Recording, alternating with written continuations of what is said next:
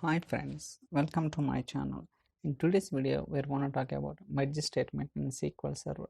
So this is the second video. Already I have published a video regarding SED type 2 in yesterday video. So please try to watch those videos so that you'll get more understanding in Power BI as well as DAX and SSIS, SQL Server development and also performance training.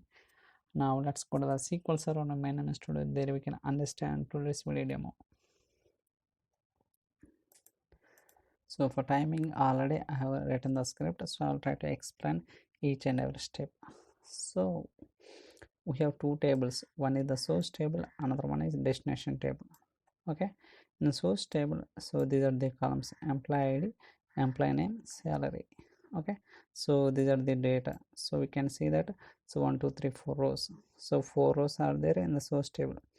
In the destination table we have employee ID, employee name, salary, so 3 columns there. So this is the destination table data. Now we'll try to execute one by one. So just click on execute. Okay, source table has been created successfully. Now insert the data also. Just click on execute. So 4 rows are affected in the source table. Now let's try to execute destination table also. Just click on execute. So destination table has been created successfully. Now try to insert data into the destination table also. Just click on execute. So 4 rows are affected. Now we'll try to write a select statement and we'll see whether data has been inserted successfully or not. So just try to execute both the queries. I'll try to make it a little bit so we can see clearly. Now if you notice here, from source table and destination table, so there are some differences. So if you observe so closely, here we can see that 1 2 3 4 records, but here in destination table we can see 1 2 3 5. Okay, and also we can see that, so one record, so in the source table we have 4th record, but here we do not have a 4th record in the destination table. And also we can see that, so there is a difference between the salary row for the employee ID to from source to destination, right? So in these cases we want to sync up from source to destination, so that is the reason I am writing a merge statement to make it a source and destination table both are in sync. Okay, we'll try to see how to write and all. So first, so I have written the merge statement. See what is happening here. I'm just taking the common column between the source table and destination table, so whether this condition is matched and if there is no change between the source columns and destination columns, then update. Okay, so otherwise if the condition is not matched, then do the insert.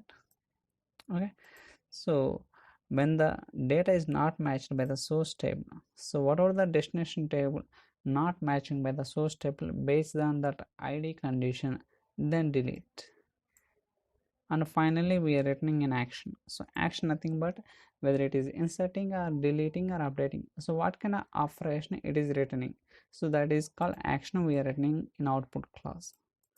Okay, first we'll try to verify the data. So before running that query, so in the source table we have 1 2 3 4 records. In the destination table 1 2 3 5 records. So this record is not available in the source and this record is not available in the destination. And also we can see that there is some difference between the salary column for the employee ID too. Okay, we'll try to execute. Just execute it. So now you can see that one update operation, one insert, one delete, because insert is 4th record is there in the source that is not available in the destination, and delete means, so from destination table we are deleting 5th record, and update means salary column. Now I'll try to verify whether source table and destination table both are sync or not. Okay, now if you see closely, we have 4 employee IDs here also same, and the same employees, and the salary also both are same. There is no difference at all. Now I'm going to insert one update, I'm going to insert one insert statement and one update operation. Let's try what will happen, we'll see. Now this is employed, so I'm just changing Ramakrishna and try to execute this one. So one row is inserted, and also I'm trying to update one row. Now we did one insert operation and update operation. Before running this merge statement, we'll try to verify so whether data is updating or inserting properly or not in the source table. We'll verify that. Just click on execute. Now you can see that this record has been inserted newly into the source table, but that is not available in the destination table. Okay, and also I have changed the employee name for the employee ID 1. So instead of Venkat, I have changed it as a Ramakrishna. So this changes has to be reflected automatically in the destination table by running the merge statement also. Okay, we'll try to see. Just click on execute. So by running this query, we got two actions. One is update, another one is insert. But if you try to again one more time, it's nothing, because there are no changes, there are no updates, there are no inserts, there are no deletes. So that is it's empty. So we can call it as an incremental data load in a database point of view also, because so when the update is there, then only we are doing this operation on that. Okay, now we'll try to verify this tables data.